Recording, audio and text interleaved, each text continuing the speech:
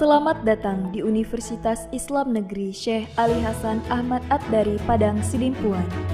Inilah kampusnya para penuntut ilmu yang berlandaskan keislaman, keindonesiaan, dan kearifan lokal. Lebih dikenal dengan sebutan Theo-Antropo-Ekosentris, Al-Ilahiyah, Al-Insaniyah, Al-Kauniyah, dengan moto cerdas berintegritas. Kampus ini berlokasi di Jalan Tengku Rijal Nurdin, Sihitang, sekitar 4,5 km dari pusat kota Padang Sidimpuan, Sumatera Utara. Dalam catatan sejarah, kampus ini dulunya adalah perguruan tinggi Nahdlatul Ulama tahun 1962, kemudian berubah status menjadi Universitas Nahdlatul Ulama Sumatera Utara pada tahun 1965. Hingga tahun 1968 telah menjadi bagian dari Fakultas Tarbiyah IAIN Imam Bonjol Padang, Sumatera Barat, cabang Padang Sidimpuan. Setelah 5 tahun kemudian, berubah menjadi Fakultas Tarbiyah IAIN Sumatera Utara, cabang Padang Sidimpuan. Pada tahun 1997, berubah status menjadi Sekolah Tinggi Agama Islam Negeri Padang Sidimpuan. Pada tahun 2014, kemudian beralih status menjadi Institut Agama Islam Negeri Padang Sidimpuan. Hingga akhirnya pada tahun 2022 beralih bentuk menjadi Universitas Islam Negeri Syekh Ali Hasan Ahmad At-Dari Padang Sidimpuan dengan terbitnya Peraturan Presiden Nomor 87 Tahun 2022.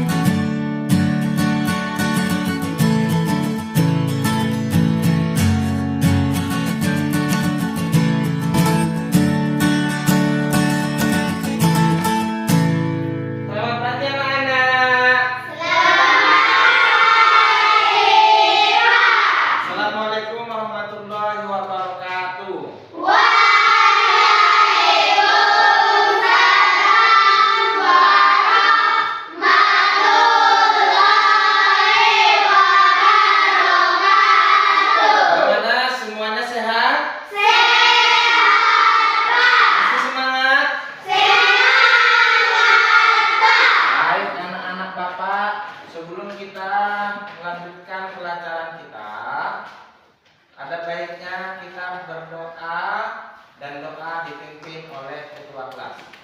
Sebelum kita memulai pelajaran, marilah kita berdoa. Berdoa dimulai.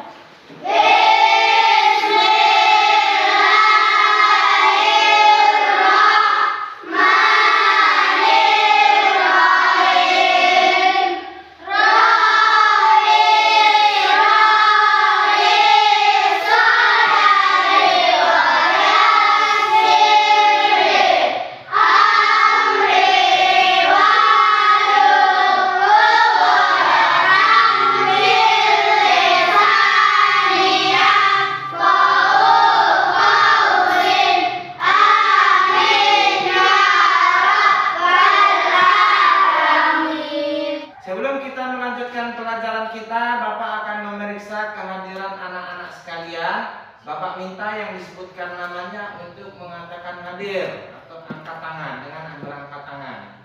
Baik, Suci Rahmadani, Hadir Pak. Anggi Ananda Putri, Hadir Pak. Emily Alfatah, Hadir Pak. Atika Zahra, Hadir Pak. Fadil Januansa, Hadir Pak. Ariel Hanapi, Hadir Pak. Arfa Rizi Simatupang, Hadir Pak. Khair. Hadir Pak. Iya, terima kasih. Berarti ada yang tidak hadir? Tidak Pak.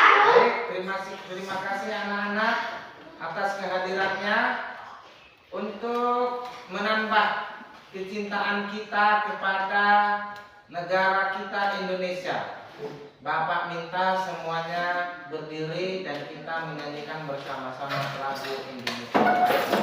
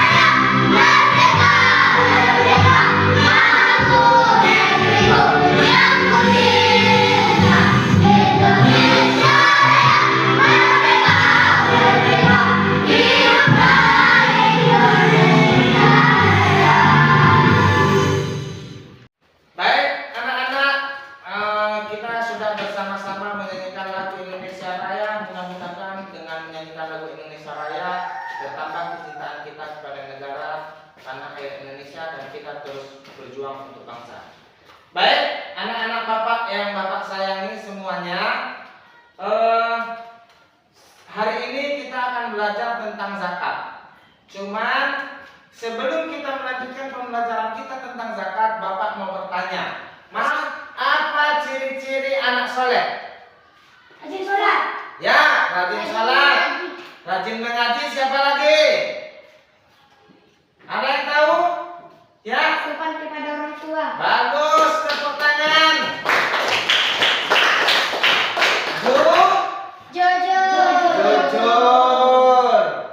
Jujur, rajin mengaji, kemudian rajin sholat, baik, sopan terhadap orang tua, itu adalah ciri-ciri anak soleh. Baik anak-anak, hari ini kita akan belajar mengenai zakat. Mengenai zakat. Anak-anak, Bapak akan membagikan beberapa soal untuk dikerjakan. Gak usah lama-lama, waktunya hanya 5 menit saja, hanya 5 menit. Nanti dikumpulkan kembali untuk Bapak. Tujuannya apa? Ini supaya Bapak tahu di mana kekurangan kalian, supaya Bapak bisa mengisi apa yang menjadi kekurangan. Supaya Bapak tahu sampai di mana kepahaman kalian tentang zakat, supaya lebih Bapak mengerti dari mana Bapak memahamkannya. Paham? Paham. Baik, akan Bapak bagi ya.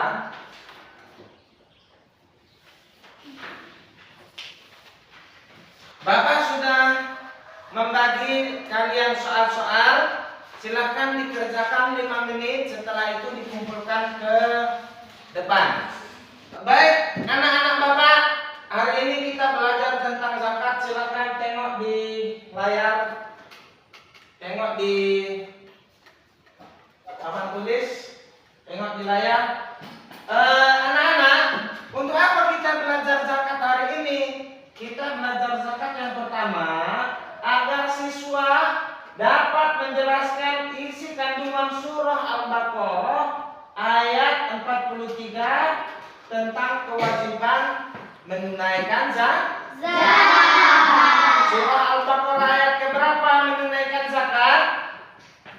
43. Jadi anak-anak belajar zakat supaya bisa menjelaskan tentang surah Al-Baqarah ayat 43 tentang kewajiban berzakat. Yang kedua, untuk apa kita belajar zakat? Silakan tengok di sini di papan tulis. Siswa dapat menjelaskan isi dan makna surah Al-Baqarah ayat 43 tentang keutamaan berzakat. Dan yang terakhir, siswa dapat menjelaskan nilai-nilai yang terkandung di dalam zakat. Jadi yang pertama, untuk apa kita belajar zakat? Yang pertama, kita memahami, mampu membaca surah Al-Baqarah ayat 43. Memaknai surah Al-Baqarah ayat 43. Kemudian anak-anak Bapak dapat menjelaskan nilai-nilai zakat. Apa yang terkandung di dalam zakat? Baik, Bapak minta salah satu sebenarnya anak Bapak. Baik, anak-anak Bapak, coba tengok di layar kita. Bapak akan sedikit menerangkan tentang zakat. Apa sih itu zakat? Untuk apa kita berzakat? Ya, zakat adalah salah satu rukun Islam. Berapa? Yang keberapa? Rukun Islam ada 5. 1, 2, 3,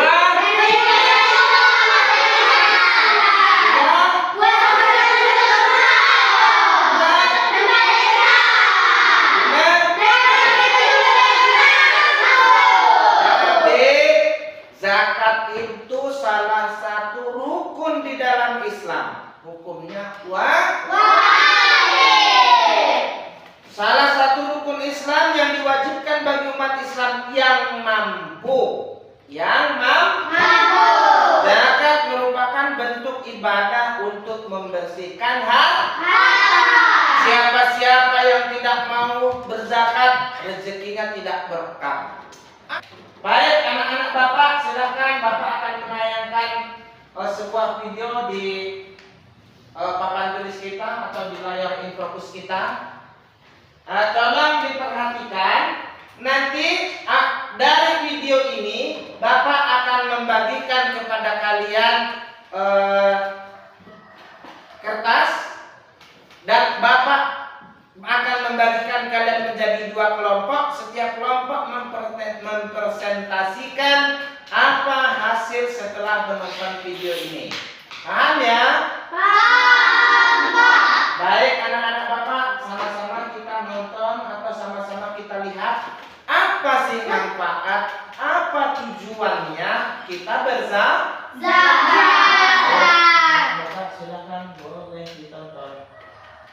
Sudah ya? Sudah, Pak.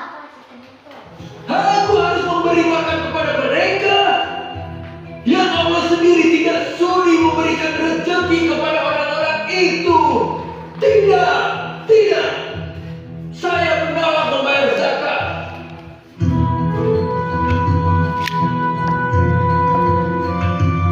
Jangan naruh kepala di atas meja. Ada seorang sahabat Rasulullah bernama Salabah.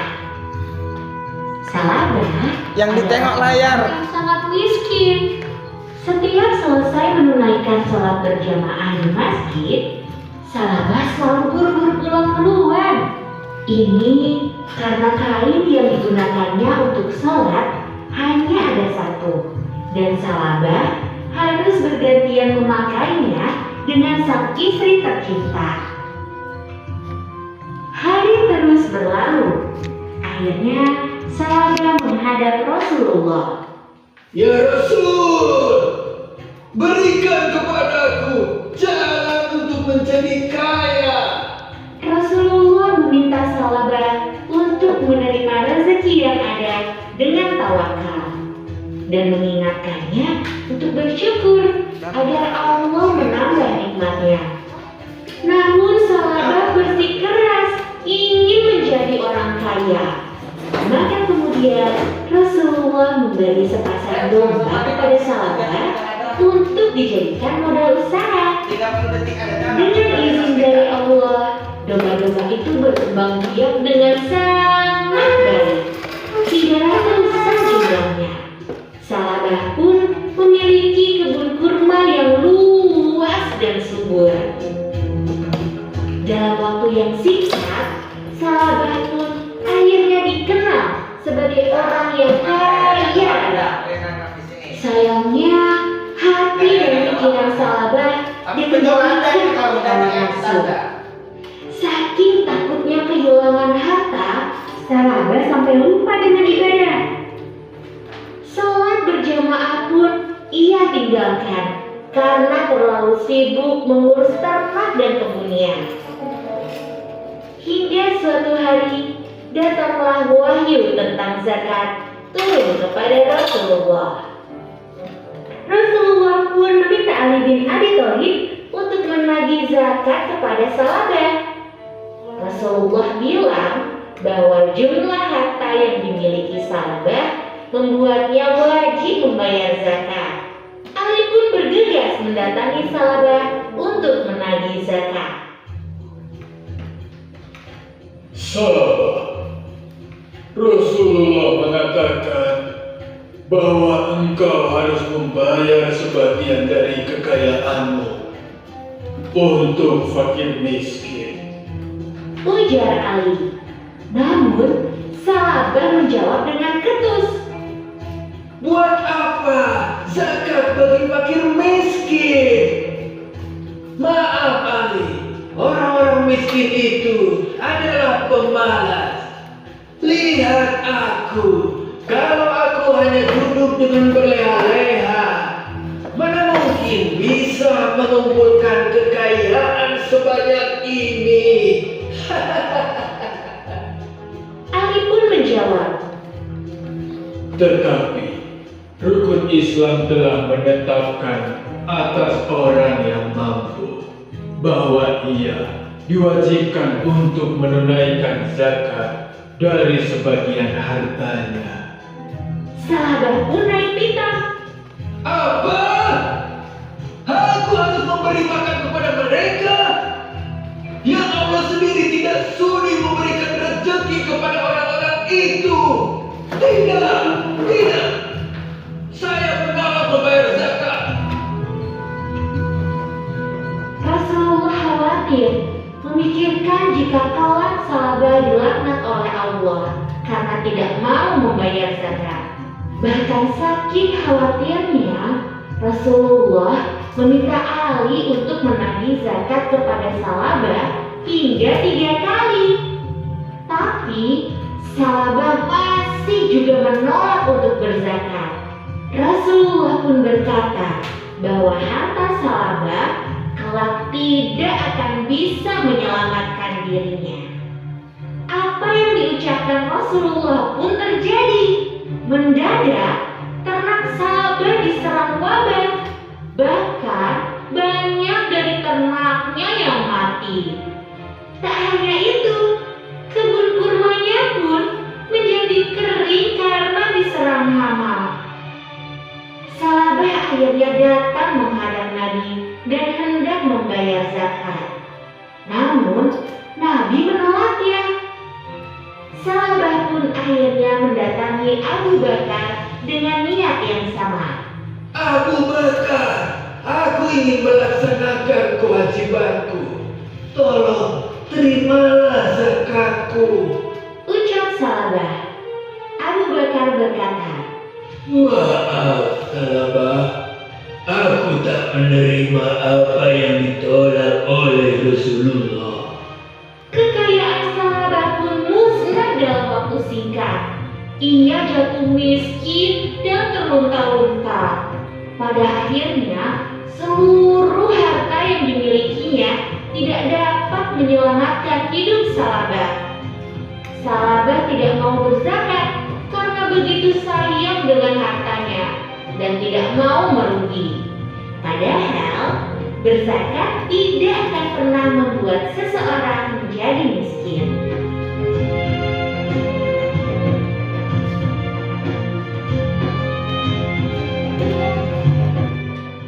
Baik anak-anak semuanya, sudah nonton tadi film Salabah. Apa yang menyebabkan Salabah kembali miskin? Angkat tangan siapa yang bisa menjawab. Ya, Karena tidak mau memberikan zakat. ya. Siapa lagi? Kenapa? Apa yang menyebabkan Salabah menjadi? Siapa yang diwajibkan berzakat? Angkat tangan. Ya, Orang kaya. orang kaya. Yang dia? Orang yang mampu. Orang yang zakat itu diberikan kepada siapa? Ya, Fakir miskin. iya, fakir miskin. Tepuk tangan semuanya. Baik anak-anak. Ya, dengarkan. Jadi zakat itu diberikan tujuannya untuk mensucikan dan zakat itu dibayarkan setelah dimiliki satu tahun.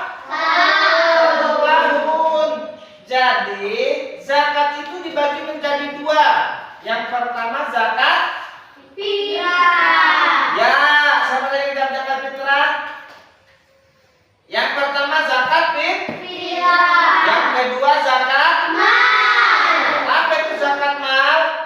Membersihkan Zakat harta. Baik. Anak-anak Bapak akan membagi kalian menjadi dua kelompok. Anak-anak silakan membuka buku agamanya halaman 46 sampai dengan halaman 51. Dibaca dan setiap kelompok menyimpulkan apa yang sudah didapat dari hal yang membaca itu tadi. Kemudian setiap kelompok akan mempresentasikan hasil diskusi mereka. Paham?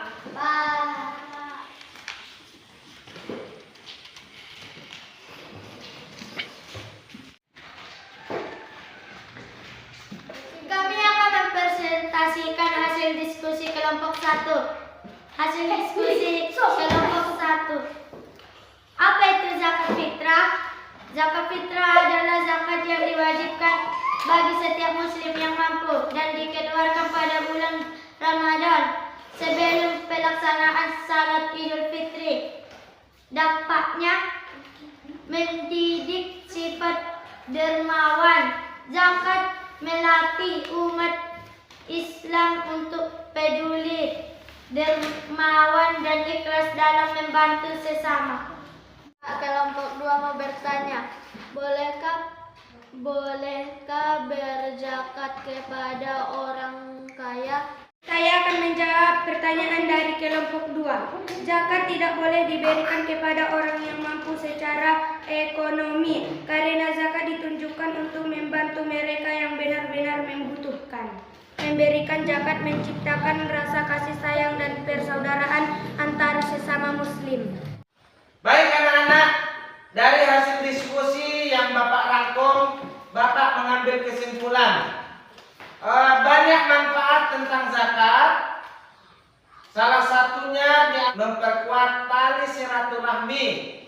Pemberian zakat menciptakan rasa kasih sayang dan persaudaraan antar sesama Muslim.